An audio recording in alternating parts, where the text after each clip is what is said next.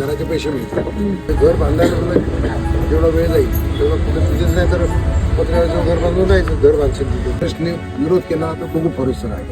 बरोबर, सरकार खायलाही देणार नाही आणि उपाशी मारायलाही देणार नाही. असं कसं रे, बांधा बिंदास आधी झोपडं बांधा आणि घर बांधायला आहे. आणि जोपर्यंत हे पैसे देत नाही तोपर्यंत पत्रे पण नका. किती मिळत? 4 लाख. 4 लाख. 4 लाख. ते जबाबदारी घेतील बिटा टाकायची. आदिवासींनी मरून येणं, आदिवासींना काढून तुम्ही देशाचा विकास केला, आता कसं करायचं? खरं तो पुनर्वसन कायदाच लागू आहे. त्याचे कम्प्लीट पुनर्वसन करायचं, मग हटवायचं, त्याशिवाय नाही हटवायचं. आता दुसऱ्या घराचा प्रश्न मिटला, जागेचा मिटला. बरोबर, जागा तुम्ही घ्या, फॉरेस्टवाल्यांची वाट नाही का बघू, घेऊन टाका.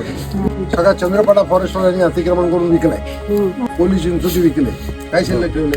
तुम्ही घरा करता ते घ्या, खात्यात पैसे आमच्या उद्या पैसे द्या, संध्याकाळ तिने अभ्यास केला पुनर्वसन.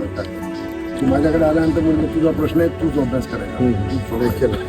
आपण घराचे पैसे देऊ, घराखालच्या जमिनीचं काय, घराचे पैसे तुम्ही द्याल, त्याच्यामध्ये त्याला जमीन सुद्धा खरेदी नाही. 4 गुंठे जागा 4 लाखात कुठे येणार आहे माणसाला?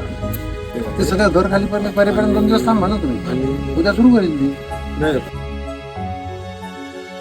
त्यामुळे ते उद्याच करा असं त्यांना ते व्यवस्थित तिथे जायला, प्रत्येक गोष्ट डॅमेज न होता जायला त्यांना जो वेळ लागेल तर 2 दिवस त्यांना साधी गोष्ट आहे ना. आपल्याला तेवढं हलवायला खूप सूट न होता जितकं वापरता येईल तेवढं वापरण्याच्या दृष्टीने